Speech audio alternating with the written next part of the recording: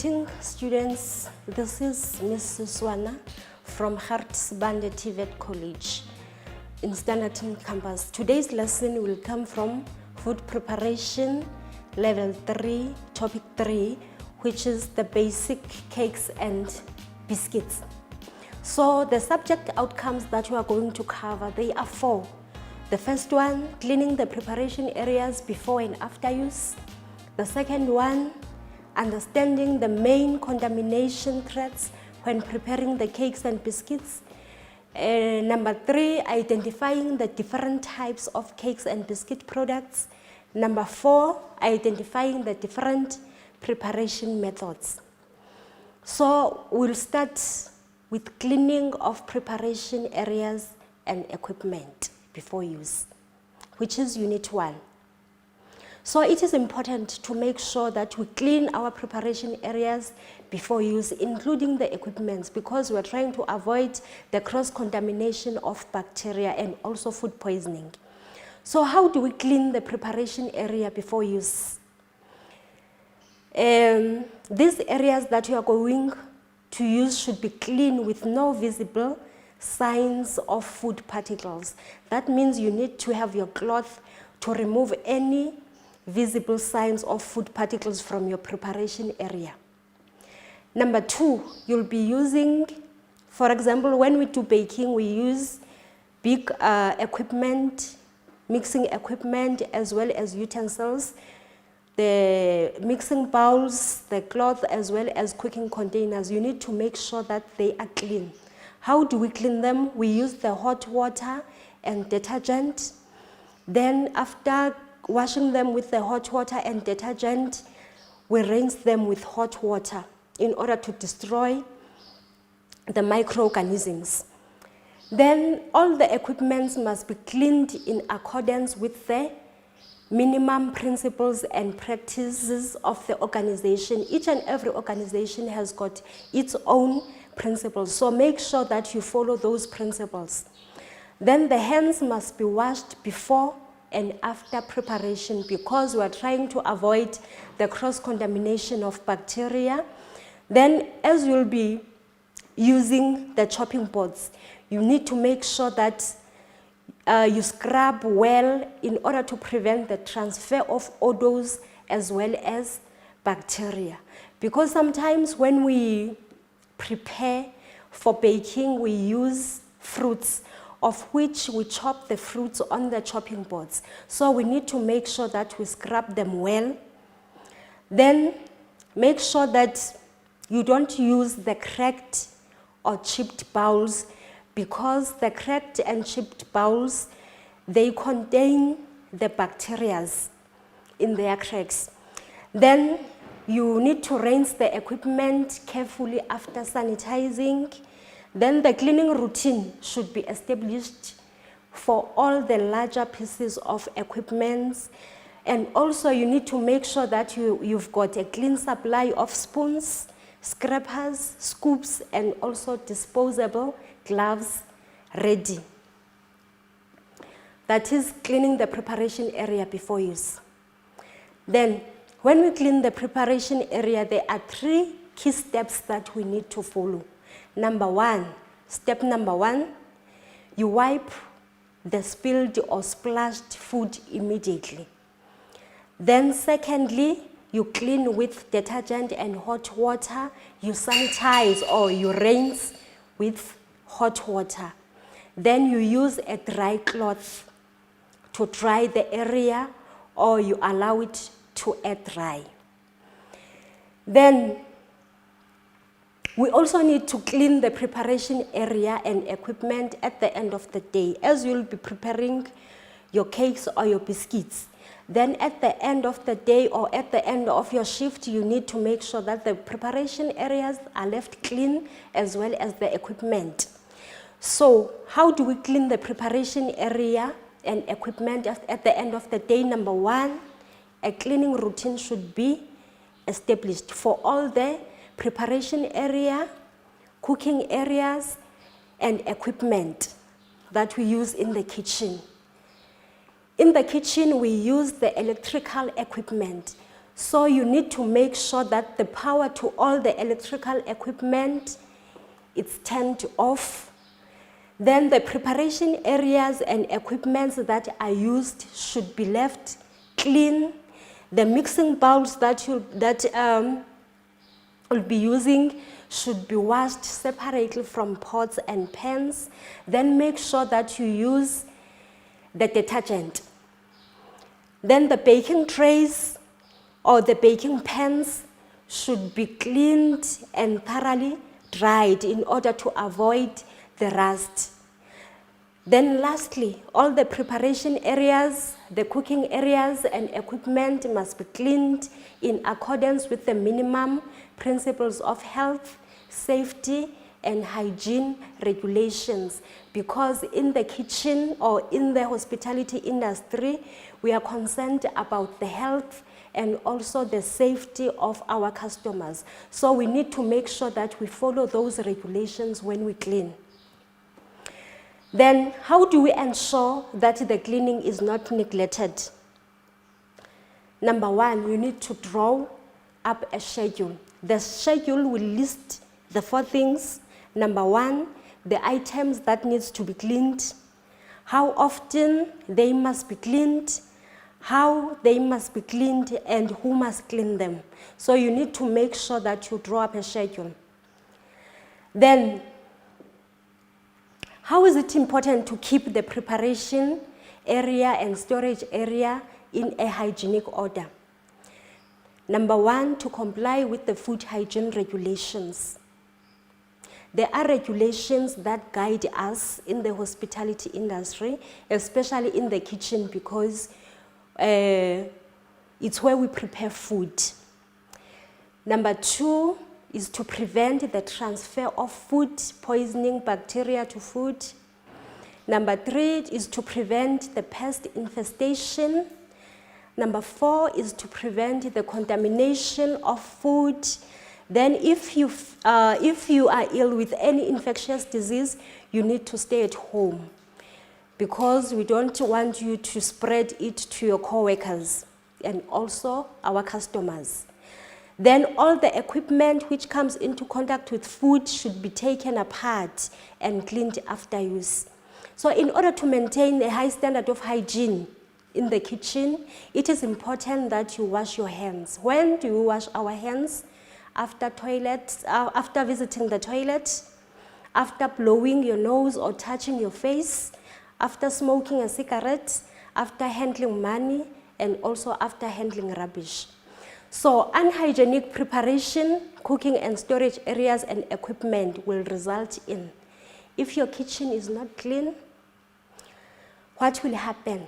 If your preparation area is not clean, or the utensils that you will be using are not clean, what will happen? The mixtures will go off.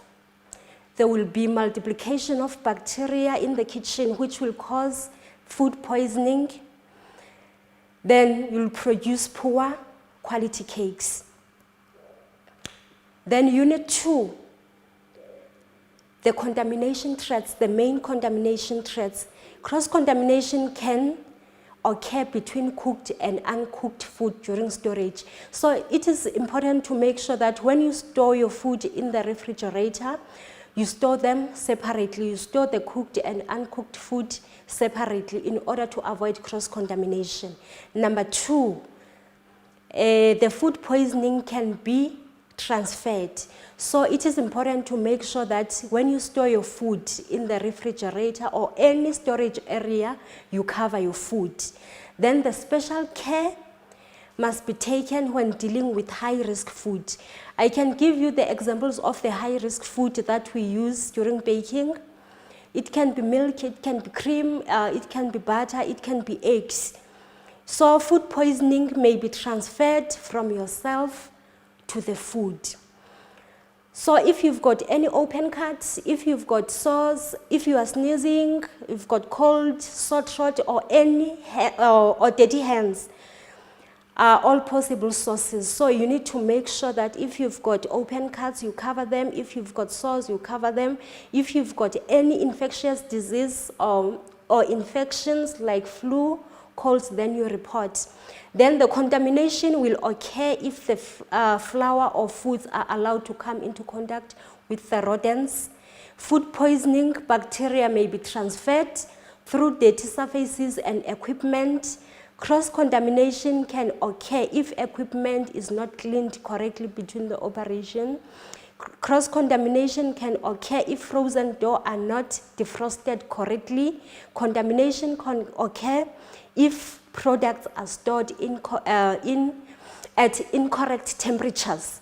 Then incorrect waste disposal can also lead to contamination. So Unit 3 will be talking about the different types of cakes and biscuits. Then we've got the most common ingredients that we use when we prepare the cakes and biscuits. Number 1, we've got flour. Number 2, the fats or shortening. Number 3, sugar. 4, the eggs. 5, liquid. The liquid, it can be milk or it can be water. So let us talk about flour. The wheat flour is most commonly used for cake and biscuit making. Then the rye flour may be used for gingerbread. The rice flour is commonly found in shortbread to give the crispness. So number 2, the second ingredient, we said the shortening or the fats. The functions of shortening in your baked product. Number 1, they add flavor, color, and richness. Then during mixing, the fat coats the gluten protein and stop them from sticking together and forming a tough mixture. Then we've got other functions of fats in baked products. The fats, they tenderize the product and soften the texture. They add moisture and richness. They keep the quality of your baked product. They add flavor. They also act as a leavening agent. How do they work as a leavening agent? During the creaming method or during the whisking method. You are still going to talk about the preparation methods that we use for preparing the cakes and biscuits. Then the sugar. The sugar improves flavor. It gives a golden brown color. The sugar contributes to the following characteristics: tenderness and moisture, lightness, and also browning. Then we've got different types of sugar. It can be the white granulated sugar, it can be the brown sugar, it can be the icing sugar, it can be the caster sugar. Then the fourth most common ingredient is the eggs. The functions of eggs: they give the structure to the baked product. They act as a leavening agent. Then the fat in egg yolk also act as a shortening. They add flavor. They add the nutritional value. They add color. The egg yolks, they contain the natural emulsifier, which helps to produce a smooth batter. Then the whole egg, it contains 70% of water. Then egg whites, they contain 86% of water, and the egg yolks, they contain about 49% of water. So which means the eggs, they add liquid to the batter. So we said the eggs, number 1, they contain fats. Number 2, they contain water. So the eggs, they can act as a liquid. Then number 5, the liquid, we said the liquid, it can be water, the liquid, it can be milk. The liquid can be, the gluten cannot be developed without moisture. That means, what is a gluten? A gluten, it is a protein that we get in flour. It is only developed once you add the liquid. So the liquid, it plays a major role during baking. The liquid in doughs or batters changes to steam during baking, and also it contributes to leavening agent.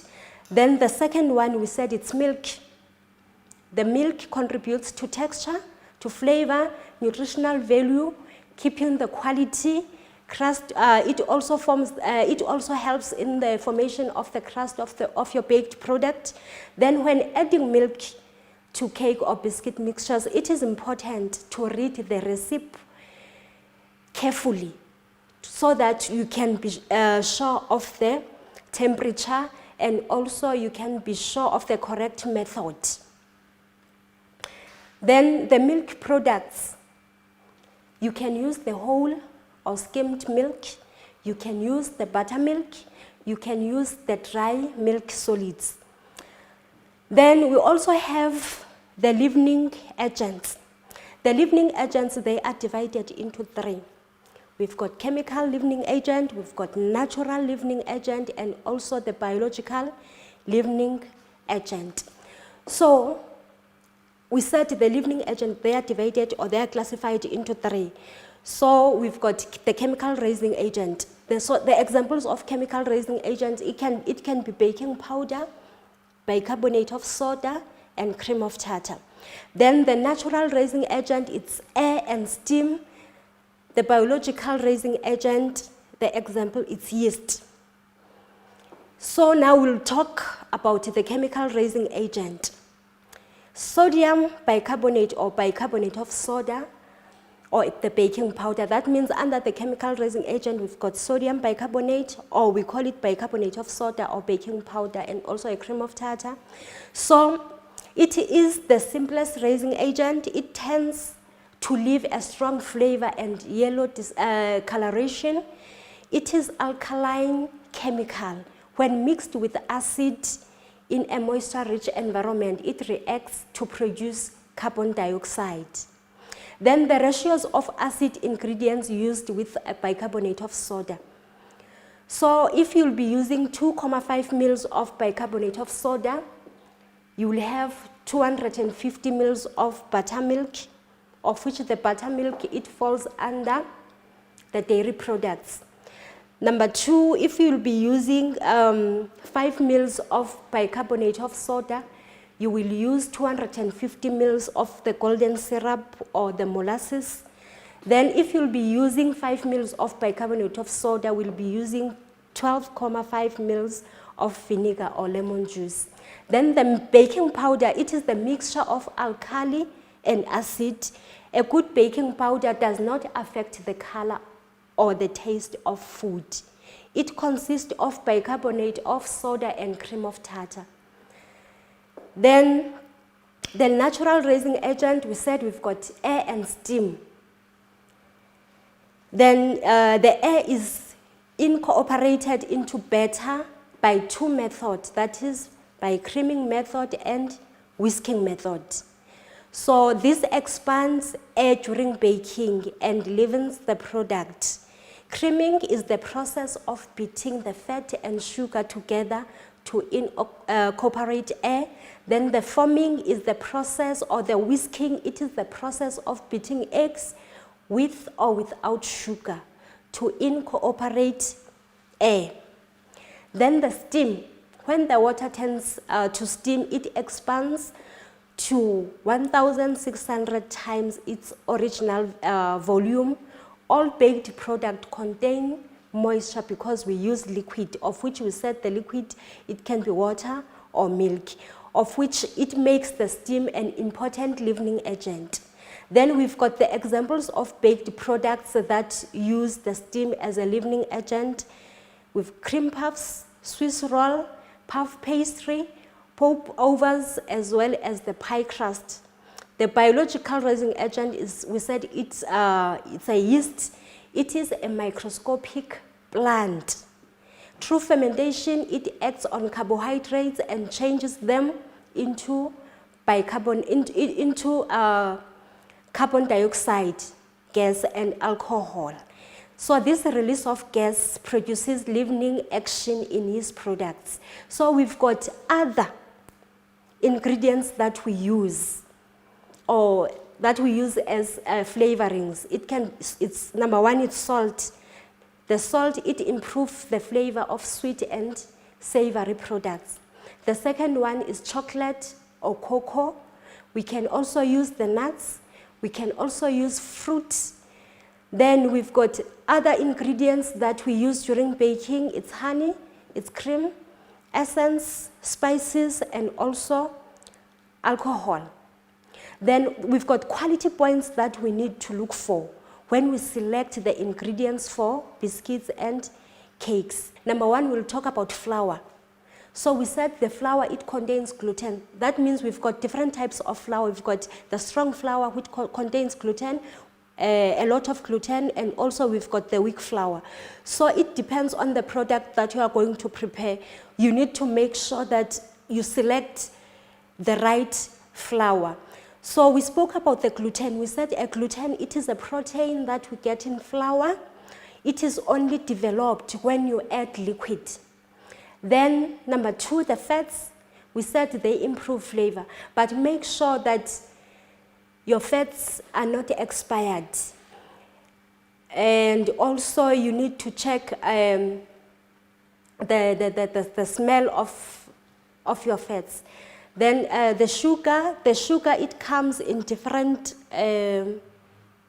types. We've got the white granulated sugar, the caster sugar, the brown sugar, the honey, and also the golden syrup. The eggs, make sure that your eggs are fresh, they are of A-grade quality, and they should be at room temperature. Then make sure that you pay special care when you are dividing your eggs. The milk should be fresh. Then we've got types of milk. We've got powdered milk, evaporated milk, low fat, condensed milk, buttermilk. Make sure that you check the expiry dates. Then the chocolates, we said we also use the chocolates. The chocolates, we've got different types of chocolates. We've got a bittersweet chocolate, semi-sweet chocolate, white chocolate, dark chocolate, milk chocolate. Then make sure that your chocolate is fresh and smells sweet. Then the nuts may be natural or blanched. They can be chopped, slivered, flaked. Make sure that your nuts are fresh. Make sure that you keep your nuts well wrapped and should be stored in the refrigerator. Then we also use the oil, the spices, and flavorings. So make sure that the containers are well closed. You are not allowed to keep them for too long. And also the flavor is best if they are fresh. Then the quantity. During baking, you need to make sure that the ingredients, they are measured carefully, even for small quantities. How do we measure our ingredients? You can use the measuring jugs. You can use the measuring cups. You can use the measuring spoons as well as the measuring scale. Then identifying the different types of cakes and biscuits. The cakes are referred to as light, rich, heavy, and dense. They are an indication of the amount of shortening of fat that has been used. Light product has no fat. It consists of mostly the eggs, sugar, and flour, such as Swiss roll. Then we also have the dense cake, such as a rich fruit cake. Lightness or density of baked product will influence how to prepare the baking tin, the temperature of the oven, as well as the baking period. So we'll talk about the cakes. The cakes, they are classified according to the ingredients used and the mixing method.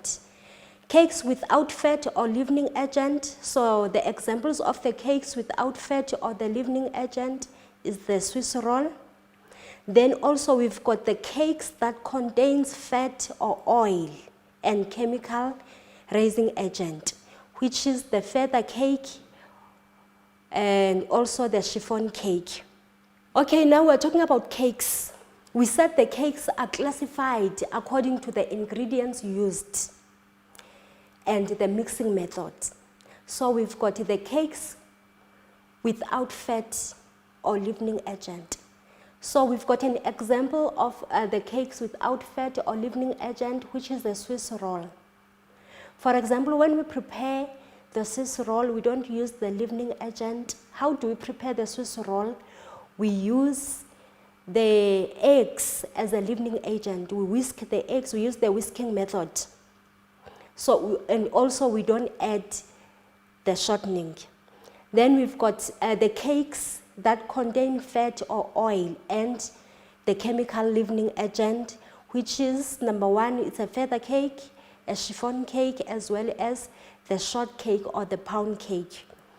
Then the mixing methods that we have, we've got a creaming method, we've got a whisking method or a foaming method, a folding method, melting method, as well as the rubbing in method. Then how do we prepare the mixing method? We start by creaming the fat and also add the sugar. We cream together the fat and sugar, then we add eggs little by little, and we add the dry ingredients. That is the creaming method. The foaming or whisking method, we whisk the eggs. It's either with or without sugar until they form a foam. The melting method, it's whereby we melt the butter, then we add the dry ingredients. The folding in method, it's whereby we mix the two prepared mixtures together. Then we've got the rubbing in method, it's whereby we rub the dry ingredients as well as fats together until they form something like breadcrumbs. Those are the 5 preparation methods that we use for cakes and biscuits. The types of biscuits. We've got 7 procedures for the makeup of biscuits. We've got the dropped biscuits, the baked biscuits, the rolled biscuits, the molded biscuits, the refrigerated biscuits, the bar biscuits, as well as the sheet biscuits. From our lesson, we have covered these following outcomes: the cleaning the preparation areas before and after use. So, as for now, we all know on how to clean the preparation areas. We know the main contamination threats. We know the different types of cakes and biscuits, as well as their preparation method. For any further questions, you can hit me up at GS College social media platforms or in Standerton campus. Thank you very much.